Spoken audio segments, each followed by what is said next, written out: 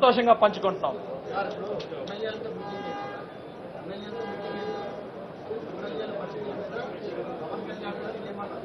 ఏదండి ఎమ్మెల్యేల పనితీరు మీద ఆయన ఎప్పుడు కూడా చాలా క్లారిటీగా పార్టీ పెట్టినప్పటి నుంచి మేమందరం ఆయన పార్టీ పెట్టినప్పుడు తర్వాత మేము వెళ్ళి జాయిన్ అవ్వం. అప్పటి నుంచి ఇప్పటి వరకు ఒకటే లైన్లో ఉంటున్నారు ఆయన.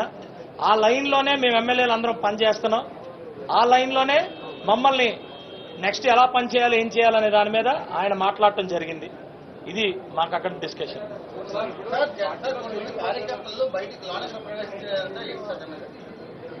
ఇది ఇన్విటేషన్తోనండి, చాలా చిన్న హాలు. ఇన్విటేషన్తో 3 రోజుల కార్యక్రమాలు ఇవి ఒక్కొక్కరు ఎందుకంటున్నామంటే మేము మీకు అందరికీ తెలుసు ఒక రిజిస్టర్డ్ పార్టీ నుంచి రికగ్నైజ్డ్ పార్టీ వరకు వెళ్ళాం.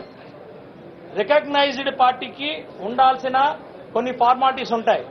అవి మేము ఈరోజు ఆ తీర్మానాలు చేసుకోవడం వాటికి అనుగుణంగా మేము చేసుకుంటున్నప్పుడు డెఫినెట్గా మరి ఆ రిస్ట్రిక్షన్స్ ఉంటాయి. మా నాయకులు మా కుర్రోళ్ళు అందరూ కూడా మాతో సహకరిస్తారు, మమ్మల్ని అర్థం చేసుకుంటారు. స్టీల్ ప్లాంట్ వివాదం అనేది చాలా పెద్దది. 34 సంబంధించిన డిపార్ట్మెంట్ ప్రైవేట్గా అయిపోతుంది, మీరు చెప్పినా కూడా రాగదు. సో దీనికి సంబంధించి ముఖ్యంగా ఏదైనా తీర్మానం చేసే అవకాశం ఉందా? మేము ఎట్టి పరిస్థితుల్లో జనసేన పార్టీ నుంచి ఇది ప్రైవేటీకరణ కానివ్వు, ఇది మా తీర్మానం, పార్టీ తీర్మానం చేసే అవకాశం ఉందా? మీ అధ్యక్షుడిని ఈ విధంగా ఏమైనా మోటివేట్ చేసే అవకాశం ఉందా? అదే మీకు చెప్పా, స్టార్టింగ్ లోనే చెప్పా, స్టీల్ ప్లాంట్ ప్రైవేటీకరణ జరుగుతుందని ఎప్పుడు చెప్పారు?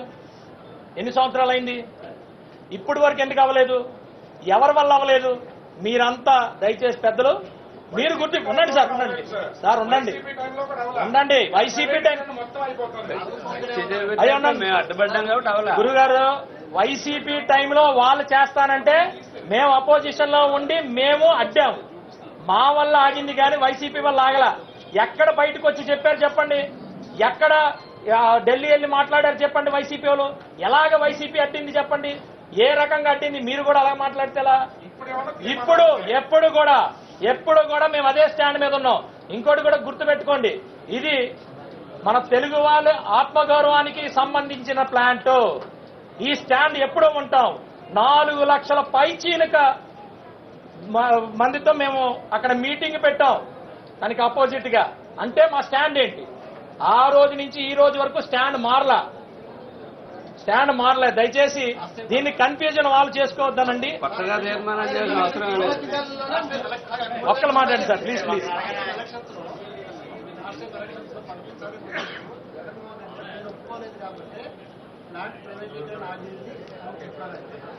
జగన్మోహన్ రెడ్డి చెప్పేవన్నీ అబద్ధాలే. జగన్మోహన్ రెడ్డి ఉండండి సార్, ఉండండి. అసెంబ్లీలో తీర్మానాలు ఎలాగుంటాయంటే ఇప్పుడు సుగాలి ప్రీతి గారికి సిబిఐకి పంపించినట్టు ఒక జీవో రాసి తీసుకెళ్లి ఏదో డెస్క్ లో పడేశారు, ముందుకు కూడా అలాగే ఉంటాయి. ఉండండి సార్, ఇది మా గవర్నమెంట్ ఇప్పుడేం ప్రైవేటీకరణ అవ్వలా. మీరు గుర్తించాలి. సుగాలి ప్రీతిది ఏంటనేది అందరికీ తెలిసిన విషయాలేనండి. మా గవర్నమెంట్ ఏం చేస్తుంది కూడా మేము చెప్తాం. అది ఇప్పుడు మేము గవర్నమెంట్ లో ఉన్నాం. లా అండ్ ఆర్డర్ అనే ఒకరి చేతుల్లో ఉంది, అలాగే హోమ్ మినిస్టర్ ఒక చేతుల్లో ఉంది. ఇది ప్రొసీజర్ లో ఉంది. పాతవేమనేది బయటికి తీస్తున్నాం. ఇది ఒకటే కాదు, డెఫినెట్ గా మా స్టాండ్ చాలా క్లియర్ గా అక్కడికి వెళ్లి అమ్మాయి కోసం మేము నిలబడ్డాం. మన గవర్నమెంట్ 5 ఎకరాల భూమిని 5 సెంట్లు పొలం చెప్పు. ఇవన్నీ కూడా 5 ఎకరాలు మీరు చూసుకోండి. 5 ఎకరాల భూమి కర్నూలుకి దగ్గరలో వాళ్ళ ఊర్లో 9 కిలోమీటర్లు మేము ఇంప్లిమెంట్ చేసాం. వాళ్ళకి ఎకరా 2 కోట్లు అని అంటున్నారు, మాకు తెలీదు. అలాగే 5 సెంట్ల భూమి కర్నూలులో ఇచ్చాం. దానికి ఇల్లు ఇమ్మని అడుగుతున్నారా? కట్టించేదానికి ఇవన్నీ జరుగుతాయి.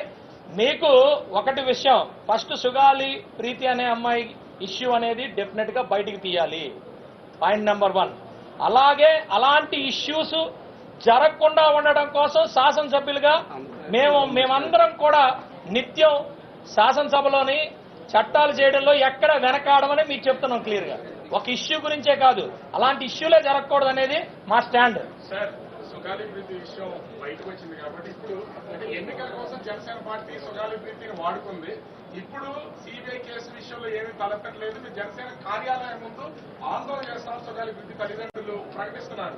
అంటే అది మీరు ఏమి చేయలేదనే కదా తల్లిదండ్రులు స్వయంగా. ఏమండి ఒక్కటి చెప్తాను వినండి. ఏమి చేశాం ఏమి చేయలేదనేది అందరికీ తెలిసిన విషయమే. ఇది ఒక ఎమోషన్స్ తో కూడుకున్న ఒక అంశం. మేము కమిట్ అయ్యాం కాబట్టే మేము మా పవన్ కళ్యాణ్ గారు అక్కడ సభ పెట్టారు కాబట్టే వాళ్ళ ఇద్దరు తల్లిదండ్రులు ఇద్దరికీ కూడా రెవెన్యూలో ఉద్యోగాలు వచ్చాయి. 5 ఎకరాలు భూమి ఇచ్చాం, 5 సెంట్లు స్థలం ఇచ్చాం. ఇలాంటివి అనేకమైనవి వాళ్ళకి సపోర్ట్ వచ్చిందంటే కేవలం పవన్ కళ్యాణ్ గారి వల్ల. వాళ్ళకి తెలియదేమో యాక్చువల్ గా ఇల్లు కట్టించేమన్నారు. ఇల్లు కట్టించేందని సిస్టమ్ లో ఇద్దరు ఉద్యోగస్తులు ఇవ్వడానికి లేదు. ఇప్పుడు వాళ్ళు అడుగుతున్న దాంట్లో అది వాళ్ళు అడిగేది గొంతెం కోరికలు ఉన్న విషయాన్ని తెలిసి కూడా మీరు మళ్ళీ అది అసలు సుగాలి ప్రీతి ఇష్యూనే రేజ్ చేసింది పవన్ కళ్యాణ్ గారు, సాల్వ్ చేసింది పవన్ కళ్యాణ్ గారు. మళ్ళీ మీరు తెలియట్టు ఏ విషయం కూడా వాళ్ళ తల్లిదండ్రులు చెప్పింది మేము చెప్పింది కూడా వినాలి కదా. మీరు మేము చెప్పింది కూడా వినాలి కదా. మాకు తెలిసింది గవర్నమెంట్ సైడ్ మేము చెప్తున్నాం, మేము చేసింది చెప్తున్నాం, మేము చేసింది కూడా చెప్తున్నాం కదా.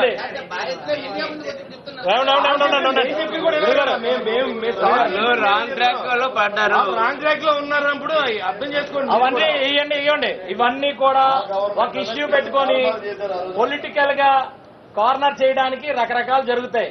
ఆ కెపాసిటీ గానీ ఆ చిత్తశుద్ధి గానీ జనసేన పార్టీకి ఫుల్ గా ఉంది, ఎదుర్కొనే కెపాసిటీ ఉంది.